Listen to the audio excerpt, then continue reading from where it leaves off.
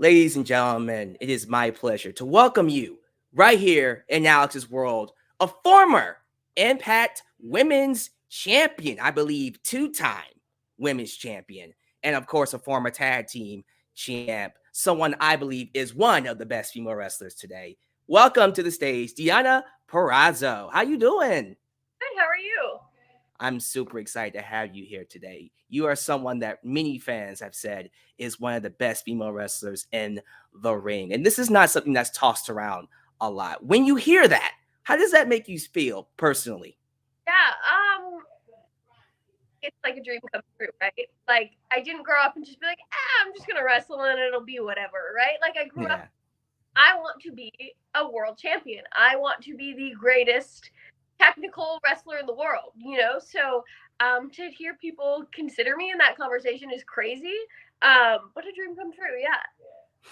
Is there a type of pressure or anxiety that comes with that type of moniker? Because I'm pretty sure you think about it on a consistent basis. Yeah, I think there's a bit of pressure. I think that once you kind of establish like this is my body of work, now it's how do you continuously up your game, right? And Mhm. keep people talking about you and have better matches and things like that. So there's a bit of pressure, but I definitely don't think about it until it's like brought up in these conversations of like, so it must be a lot of yes, but it's what I've done for the last 10 years. So it's just kind of normal at this point. But yeah, there's definitely like a level of pressure or like stress that I put on myself to continue to up my game as the years go on. Absolutely. So let's talk about your in-ring style. Why people call you one of the best. I personally compare your style to someone like a Dean Malenko, someone who's methodical, who targets a limb, who likes to work on, through submissions and actually get that win through making someone submit. Who inspired your in-ring style as a wrestler? Um, I don't really think that there was any one person I could pinpoint. The building that I trained in New Jersey was an old like elementary school, high school building. So the ceilings are not very tall, and once you put a wrestling ring in there, which is already however many feet up from the ground, there's very limited space to climb to the top rope. So Mhm. that was not something I ever learned to do. It was not something I was ever trained to do. And with those confines, like, okay, we're not going to be learning how to do swanton bombs. We're not going to be learning how to do moonsaults from the top rope. We could learn how to do really great headlock takeovers, how to do Fujiwara arm bars. So I don't think I've got into wrestling being like, I'm going to be like Linko. I'm going to be like, a Bret Hart. It just kind of was happenstance. And then once I, got on the independent scene and saw like there's a real niche here for me, and there's not really anyone doing that kind of stuff at the time. I can really market myself and stand out by doing the technical wrestling things. So it just kind of fell into my lap, and it's really worked out for me. And here you are doing it. And you've been doing it for how long again? 10 years, A decade. So you're a veteran at this point, right? I guess. You could say that. And like I started wrestling when I was 18, so I'm only 28 years old, right? And so I'm young, and I have a whole career ahead of me, but I also have a whole career behind me. So I feel very conflicted when people are like, "Oh, you're a vet." Like, yeah, but tell me that. And you've had a chance to wrestle some of the best in this thing we call professional wrestling, like Mickey James, for example. And with that comes your your women's world championship run. What did it feel like for you to when you first won that Knockouts Women's Championship? I did not think that it was actually going to happen. When I came back to May of 2020, I just was like in a really weird, like, personal space. Did I still want to be a wrestler? I still love wrestling. Like, what did I spend my whole life wanting to be and my whole life training to become?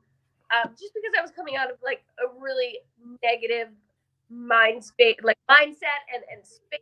I was in NXT and just really like crushed my confidence and my spirit. So coming into Impact, it was like, I don't really know what this is. And I don't know how I'm going to feel. And when they were like, hey, we're going to put you in a story with Jordan, potentially win the Knockouts Championship, I was like, no way. Like, I'll wrestle and I'll lose because Deonna loses. That's what she does. Yeah. And maybe like a week before Slammiversary 2020, I got uh, told like you're gonna win. It'll no, it'll change. Like I'm gonna get there. I'm not gonna get excited. Last they're gonna say, Jordan's cheating. Um, so when we were in the back, we go out for the match. I was like, "What's happening?" Unless they change it last minute now, which is still a possibility. Like this is happening, and this is you. This is what I wanted to be world champion, and now I'm getting the opportunity to go out there and talk about my former place of employment, and I said I deserved a lot of things. Yet that was the pressure, right? That was the pressure we talk about of like, I said I deserved to be a champion. I deserve better. I deserve this. I deserve that. And now I'm getting those opportunities. Can I capitalize? And turn around and be Knockouts champion. And it was really surreal. I thought I was going to be like hysterical crying, but like they were like, Finn, gotta get to the finish. So Jordan and I were rushing, and then like I didn't really get too much beauty shot. So a whirlwind at the end, but it was like, for me, my style of wrestling, winning, it was just a culmination of so many, right? And for me, that match was the most perfect professional wrestling match I've ever competed in. It like, storytelling, finance, and then to cap winning my first championship. If fairy tales were true, that was fairy tale. That is to me, it's got to mean a lot to grow up, watching wrestling. And I'm pretty sure you had your favorites when you were watching it. Who are some women that come to mind when you think about these are the women that inspired me to be a wrestler? Yeah, like Trish is always in that conversation for me. She's number one. Her and put Mickey her and Mickey had these iconic storylines that really transcended women's wrestling. If you talk to anyone is a successful women's wrestler now, it's like, who inspired you? Trish, Lita, Mickey, Victoria. These are also women that, we saw. Mickey is now the Knockouts World Champion currently, and she's held it multiple times. Victoria, also former Impact Knockouts World Champion, Impact Tag Team Knockouts World Tag Team Champion. You know what I mean? Then into Impact and paved the way for someone like me. Gail is another woman. Paved a way from like, hey, this isn't working over here, but this company over here is building something really great, and I want to be a part of that. And that was the birth of the Knockouts division. So for me, I found a lot of inspiration, and I continue to find inspiration in someone like Gail, who paved a way with a similar career path like me to say, like, I'm not happy here. Let me figure it out elsewhere, and then be really successful and cement my legacy. Because that's what I'm doing at Impact right now. And now you've reached a point that I believe, now that you're a multiple time champion, you're now in a place where you're able to elevate other people to that level. And when you look at this women's roster, you look at so many great women coming in. Who are some people? I'm not saying that you have to say that this one's better than this one, but who are some female wrestlers that stand out to you like, oh man, I love working with that woman, or I can't wait to work with that one? Giselle Shaw was definitely on that list. Kind of been a thorn in my side right now, but last year it was like that was who I was most excited to see what they were going to do at Impact, because she had gotten some opportunities, tag teams fell through, but we've not touched the surface on the athleticism that Giselle Shaw holds, and like there's no bounds to what she can do, right? And she's given the opportunity to shine. So we're finally getting to see her do a little bit of that, with me at Sacrifice coming up. So I'm excited to kick her ass, but also for her to show the world what she's about. And I think that that's what is so special about being a knockout. So Giselle is definitely still on that list. We just it was announced that Alyx signed a contract with Impact Wrestling.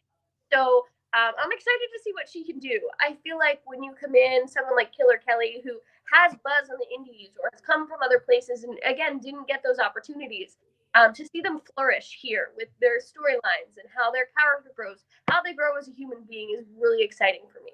So just off the top of my head, those two that I'm excited for.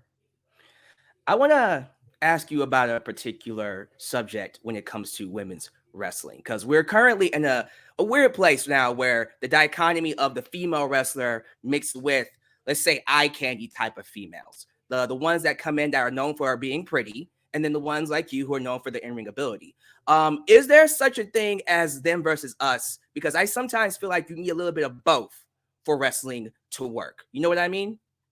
Yeah, I think, as a kid growing up wanting to be a wrestler, I definitely felt that like, no, you're supposed to travel the world and go to Japan and wrestle all over and then go to WWE. But I've learned now through my career and just, growing as a human being that everyone has. And at the end of the day, like, some of the most exciting times in NXT for me were watching the new girl fall in love with wrestling for the first time and teaching her things for the first time and seeing that like light bulb go off in their head. That's so rewarding. So I don't feel of them versus us now. I think that there's opportunity spots for everybody, no matter background, no matter what sport you might have come from before, or if you were an independent wrestler. We all offer something different, and we're going to learn from each other.